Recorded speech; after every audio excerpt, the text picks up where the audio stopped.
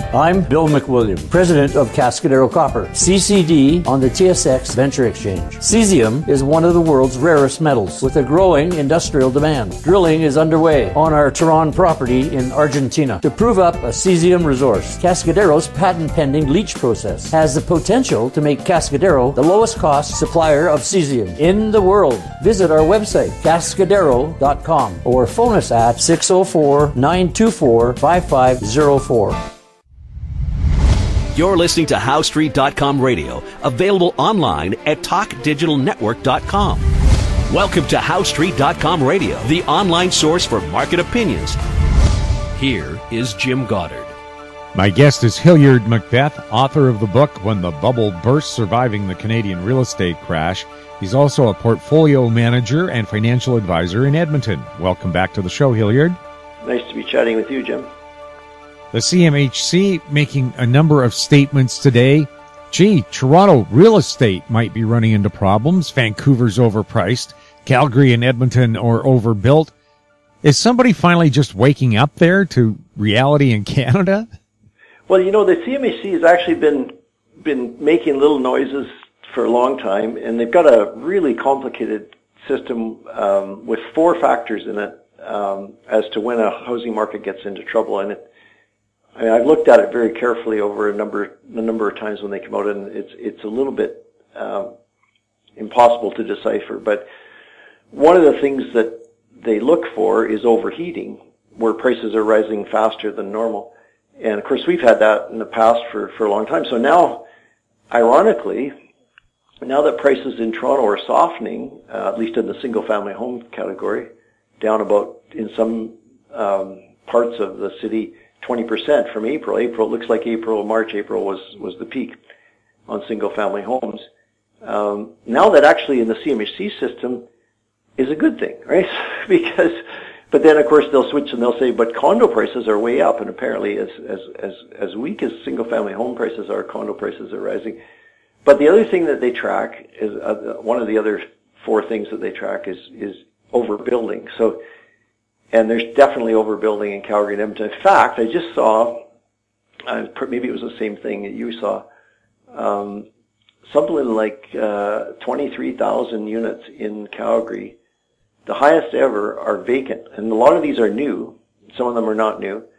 So it's a renter's dream, because obviously some of these landlords are desperate to get a renter in there, and it's not really like Vancouver, where offshore money might just sit as the owner and leave it vacant. In Calgary, the investors there, they want to get a return. So without a tenant, it's pretty big negative cash flow. So the numbers are really, they've been tracking this back to about 1990, I think they said, and this is the largest number of vacant places ever.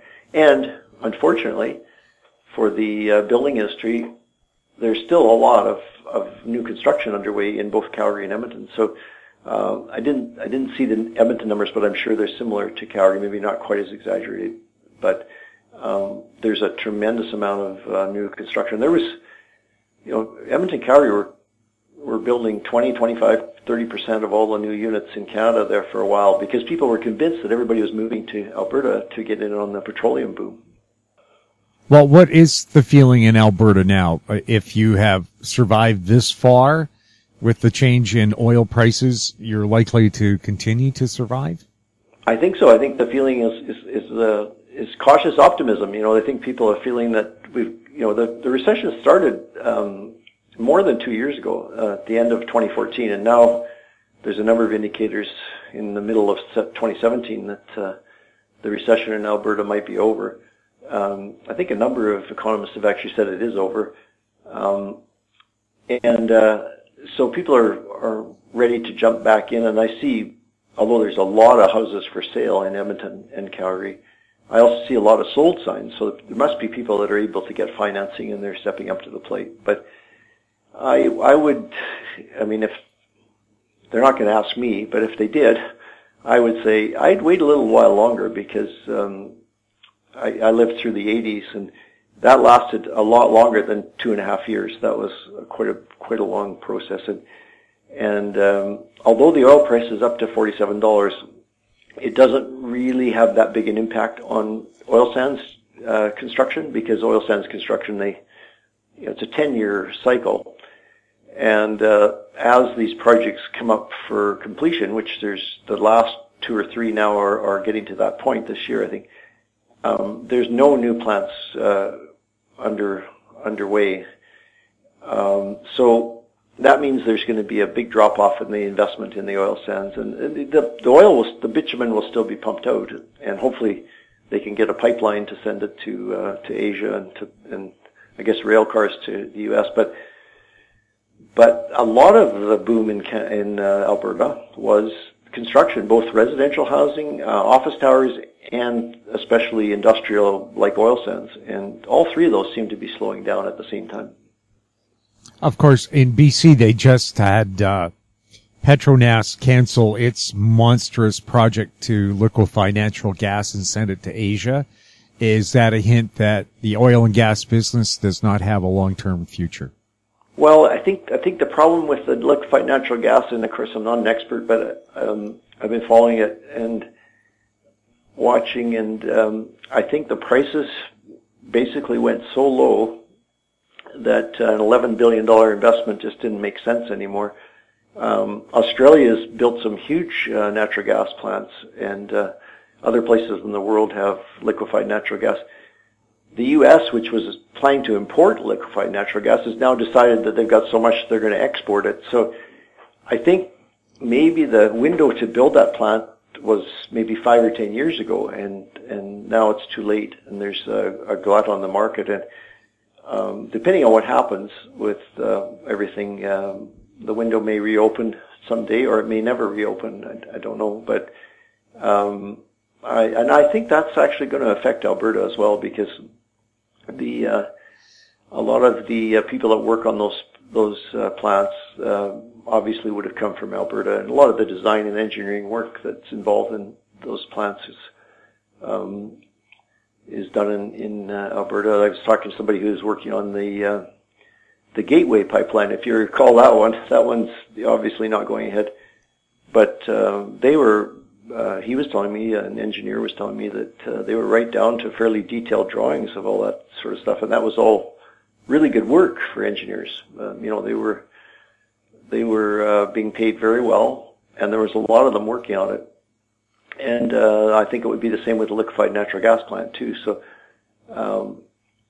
not a good time to be an engineer in Alberta, let's put it that way, unless some new plants start to be built somewhere. And I think the people I've talked to are thinking they might have to move elsewhere, maybe internationally or to other places like the U.S. or something where there's more work for them.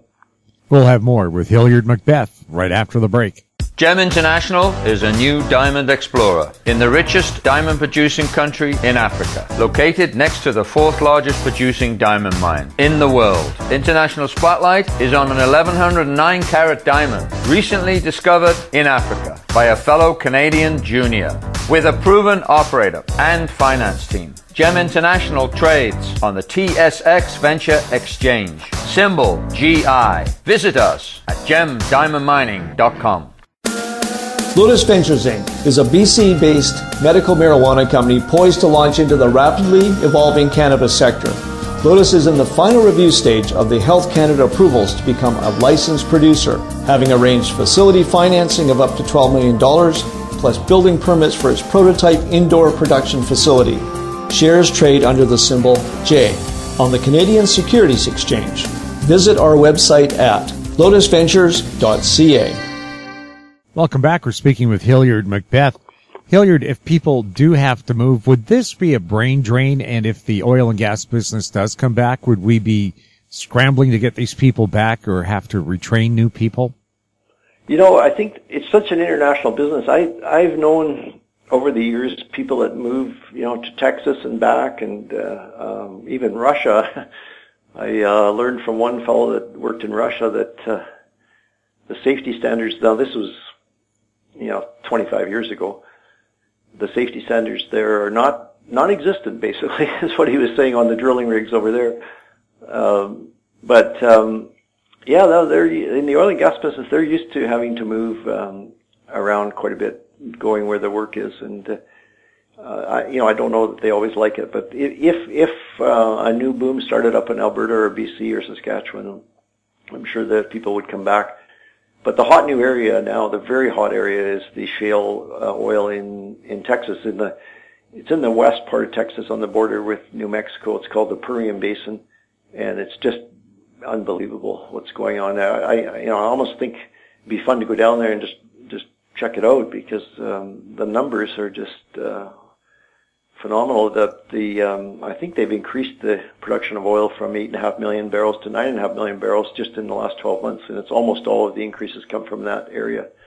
So there's a lot of oil there. It's cheap to produce, but the big thing compared to BC and Alberta is it's so close to either to market or to tidewater where they can float it. And as you know, in those big tankers in the ocean, they're pretty easy. They're pretty cheap to move crude around with. So I think we have an OPEC meeting soon, and I don't expect anything much from it. But the people in Alberta are cautiously optimistic, but without a huge jump in the price of oil back to $80 or $90, it's going to be tough for a little while longer, I think. Well, what about the long-term message we're getting too? Mercedes says it's no longer going to participate in gasoline-powered racing. It's now going to take part in the E-Formula circuit. And they're wondering, is there sponsorship around now for the gasoline racing market? People want quieter electric cars. Well, I think Volvo, since the last time we talked, Volvo announced they're not going to produce any new models that are not electric, starting fairly soon, like 2020 or something, 24 or something. It would be a huge hit to the oil and gas industry if the electric models took over, because a lot of the oil that's consumed in the U.S., almost 50% of it, goes into transportation. Most of that into light transportation, cars and light trucks. So if even 10% or that's like 9 million barrels. So 10 or 20% of that going to electric would devastate the price of oil, and it looks like there's a chance that might happen. We've been avoiding the oil in our investment portfolio for quite a while now because of that worry, and also because we don't believe the OPEC is going to get its act together ever. I think it's going through the various stages of death as it tries to hold everything together. But they've given so many exemptions to so many producers that there really is no discipline at all. And so with declining demand, if people go electric, and with the supply keeps growing, it's going to be a real challenge. And on top of that, Canada's got the problem of the dollar going back up to 80 cents, which is there hasn't been a lot said about that, but it's a real headwind for Canada because of the amount that we rely on exports, and we need that cheap dollar in order to be able to sell stuff to the world. Our oil is relatively expensive, and our transportation is more expensive. And it isn't just oil, though; it's lumber and all kinds of stuff that the lower dollar really helps those industries, and that's where a lot of the employment is in Canada. We'll have more with Hilliard MacBeth right after this. I'm Brian Fowler, president of Blind Creek Resources Limited, listed on the TSX Venture Exchange, ticker symbol BCK. Blind Creek is focused in the Yukon, Northwest Territories, and British Columbia. The company's key property is the Blend Project, one of the largest undeveloped lead zinc silver deposits in Western Canada, plus plans to advance the recently acquired, fully permitted historic Engineer gold mine in the Atlan District of Northwestern BC. Check us out at blindcreekresources.com. Keep informed. Receive our weekly recap of thought-provoking articles, podcasts, and radio delivered to your inbox for free. Sign up for the HowStreet.com weekly recap on our homepage, HowStreet.com. Welcome back. We're speaking with Hilliard MacBeth. Hilliard, the NAFTA negotiations are supposed to start next month. What should Canada be looking for, and what should we be scared of? Well, I think, I hate to say afraid, but it's like, it is scary. You know, I was just looking at that today. So the U.S. said that they put out their, about a week ago, 10 days ago, they put out their demands, which is a really long list. But one of them that got everybody's attention was the elimination of Chapter 19, which is the dispute resolution mechanism. So because Canada and the U.S. are so, the amount of power is so out of balance. The U.S. has basically all the power. Canada has very little power. Canada really needs that dispute mechanism if we ever get into a fight, because we can't really retaliate with the U.S. If we decide to trade blows for them, we'll stop sending you our oil, we'll stop sending you our lumber, it would barely affect them at all. Whereas if they decide to stop buying stuff from us, it devastates us. So what in the beginning, when Mulroney was doing it, I think it was 1994 or something, they walked away from the table. Oh no, maybe it was earlier than that, 1987. They walked away from the table because the U.S. wouldn't agree to this dispute resolution mechanism, and eventually the U.S. caved in, and Mulroney got what he wanted. I think he was dealing with Reagan at the time.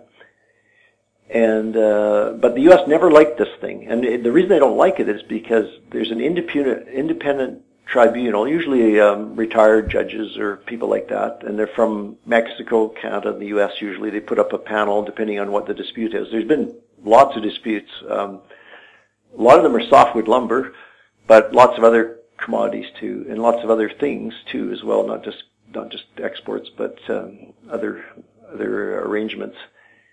And Canada almost always wins because usually it's the U.S. trying to do something that doesn't really that is to their advantage, but is not really in agreement with the rules. So if we didn't have that, what would we have to fight back with? We wouldn't have anything. So Trudeau, Prime Minister Trudeau, has said that it's a deal breaker if they try to take this away.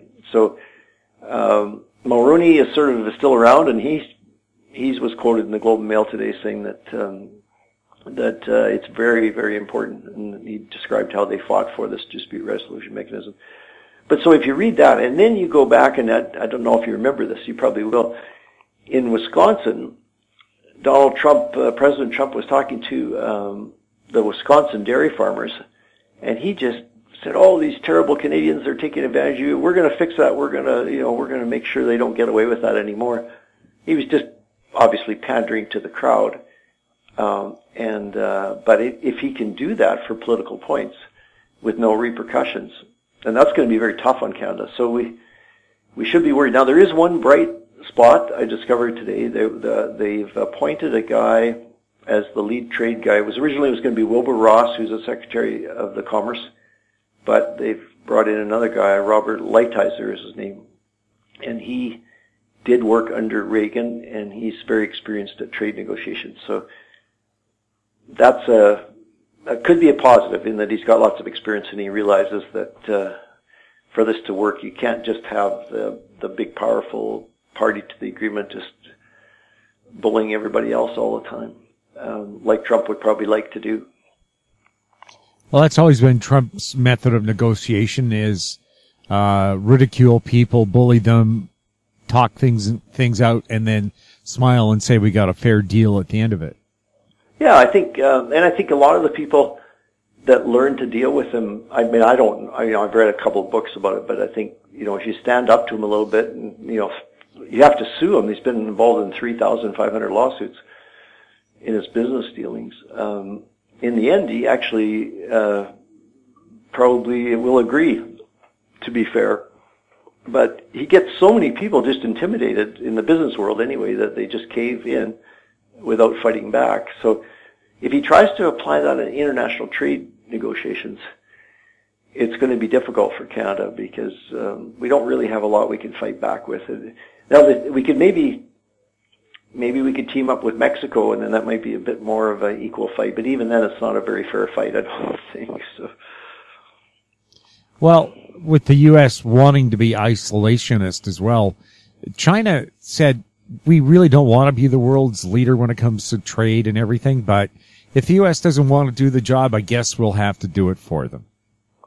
Yeah, I mean, like, they're after China as well on steel, and then the ludicrous, it's really ridiculous that Chinese steel is only 2% of all imports into the U.S. Most of the imports into the U.S. because China makes sort of a low to medium quality steel, this kind of stuff that goes into rebar and nails and stuff like that. Well, they're not going to ship that kind of steel all the way across so the high-end steel that they do import a lot of, it comes from the higher quality manufacturers, which are mostly in Japan and now in South Korea as well. So those are where the big imports are. But Trump and his people have been calling out China when it doesn't even make any sense. There's nothing that China does in the steel end that hurts the U.S. at all. So it's it's a very fluid situation. And one other positive, I guess, you could look at with the whole thing is that lately Trump doesn't seem to be getting very much done. So maybe the same with the NAFTA negotiation. Maybe he just won't get very far along, and maybe he'll get bored with it or something and lose interest. So we can hope. Well, like a 2-year-old, just flash some shiny keys in front of him and he'll go in a different direction. Exactly. Oh, look, a butterfly. Yeah, that's what Exactly. we have to do. Hilliard, thank you so much for chatting with us. Nice talking to you. My guest has been Hilliard MacBeth, author of the book When the Bubble Burst, Surviving the Canadian Real Estate Crash. His website, macbethgroup.com. You're listening to HowStreet.com radio. Find us on Twitter at TalkDigitalNet, our YouTube channel, Talk Digital Network. Questions for the show or our guests can be emailed to info@HowStreet.com. I'm Jim Goddard. Thanks for listening. Comments made on HowStreet.com radio are an expression of opinion only and should not be construed in any matter whatsoever as recommendations to buy or sell any financial instrument at any time. Available online at TalkDigitalNetwork.com. HowStreet.com radio is a production of HowStreet Media Incorporated.